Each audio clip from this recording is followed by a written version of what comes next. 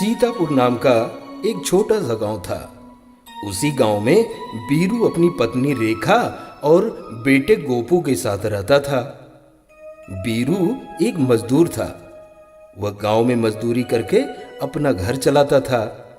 बीरू को जब कोई काम मिल जाता तो वह बहुत खुश होता था। अरे वाह, आज मेरा परिवार पेट भर के खाना खाएगा। परंतु जिस दिन बीरू को कोई काम नहीं मिलता, उस दिन उसका परिवार रूखी सूखी खाकर अपना गुजारा करता। कुछ दिन ऐसे ही बीत गए। कुछ दिनों तक बीरू को कोई काम नहीं मिला। उसके घर की भी हालत खराब होने लगती है। गांव में तो अब कोई काम मिलता ही नहीं, अब घर का खर्चा कैसे चलेगा। यह गांव बहुत छोटा है। तुम्हें अब पहाड़ी के उस तरफ के गांव में जाकर काम ढूंढना होगा, तभी हमारे परिवार का पेट भर सकता है। पर पहाड़ी का रास्ता तो घने जंगलों से घिरा हुआ है और बहुत ही सुनसान है। उस रास्ते से जल्दी कोई आता जाता नहीं है। हाँ, तुम सही कहते हो, पर घर की हालत भी तो खराब हो रही है। खाने के लिए कुछ नहीं है। पेट भर खाना ना मिलने की वजह से गोपू की भी तबीयत खराब हो रही है। तुम सही कहती हो, मैं कल सुबह ही निकल जाऊंगा। ठीक है, रास्ते में खाने के लिए मैं तुम्हें कुछ रोटी और गुड़ दे दूंगी। अगली सुबह ही बीरू रोटी और गुड़ लेकर पहाड़ी की ओर निकल जाता है। जंगल के बीचों बीच बीरू एक पेड़ के नीचे रुक जाता है। सुबह से ही चल रहा हूँ, थोड़ी देर बैठकर आराम कर लेता हूँ और रेखा ने जो रोटी और गुड़ दिया था उसे खाकर अपनी भूख मिटा लेता हूँ। बीरू आराम करने के लिए एक पेड़ के पास बैठ जाता है और अपनी पोटली से रोटी और गुड़ निकालकर खाने लगता है। तभी वहां एक छोटी सी चूहिया आती है। भैया, क्या तुम मुझे थोड़ी सी रोटी और गुड़ दे सकते हो? मैंने और मेरी बहनों ने बहुत दिनों से कुछ नहीं खाया है। हाँ, क्यों नहीं, लो तुम भी थोड़ा सा खा लो।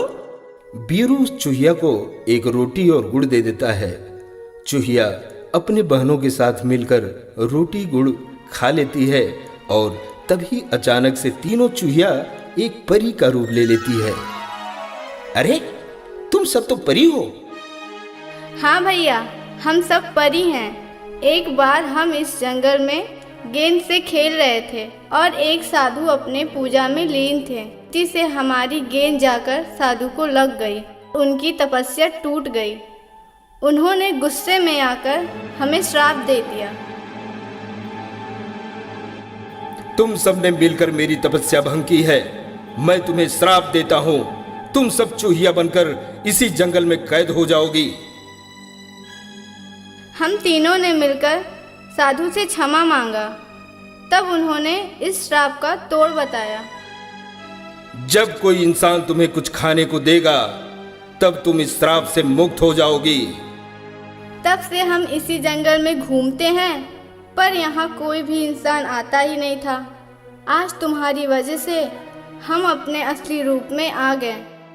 मांगो तुम्हें जो चाहिए, हम तुम्हारी इच्छा जरूर पूरी करेंगे। बीरू अपनी सारी बात परियों को बता देता है।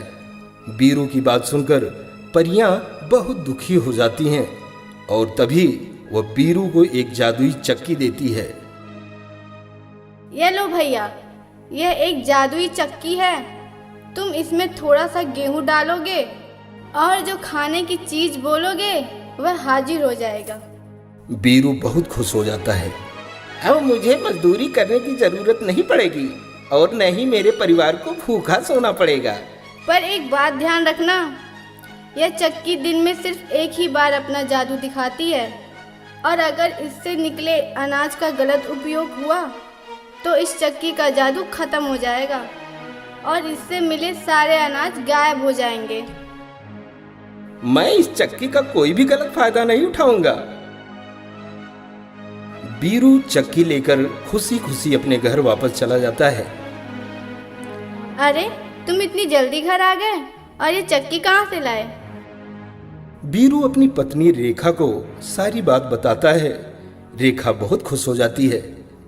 चलो हम इस चक्की का जादू देखते हैं। बीरू उस चक्की को एक कोने में रख देता है और थोड़े से गेहूं के दाने को उस चक्की में डाल देता है हे जादुई चक्की, हमें दाल चावल गेहूं दे दो।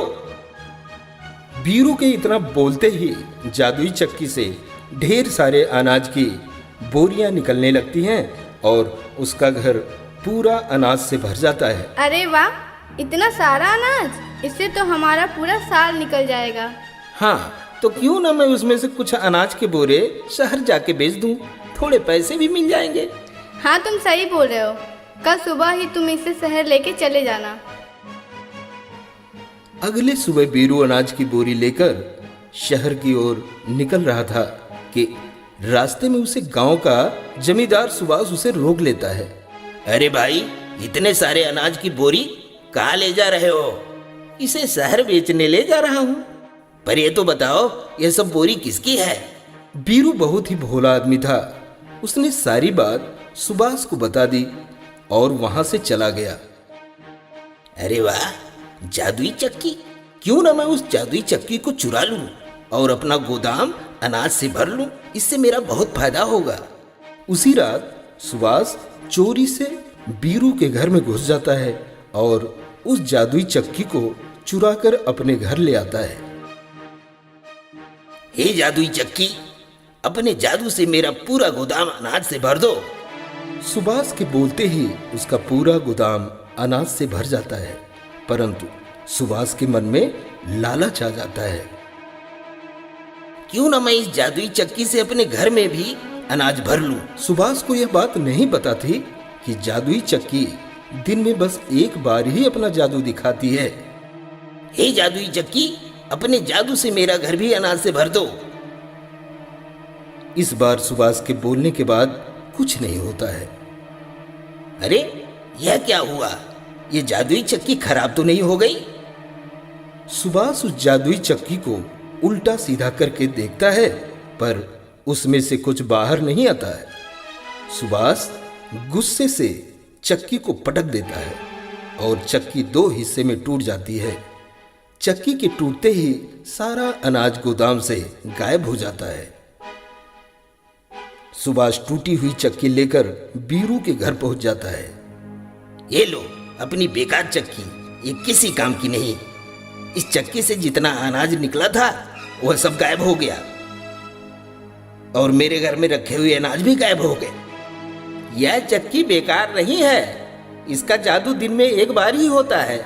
तुम्हारे लालच की वजह से यह चक्की टूट गई और तुम्हारा सारा अनाज गायब हो गया। सुभाष गुस्से से वहां से चला जाता है। कोई बात नहीं, इस चक्की से निकले अनाज को बेचकर जो पैसे मिले थे उससे हम एक छोटी सी दुकान खोलेंगे जिससे हमारा घर चल सकेगा। तुम सही कह रही हो। बीरू और रेखा मिलकर छोटी सी चाय की दुकान खोल लेते हैं और खुशी खुशी साथ मिलकर रहने लगते हैं।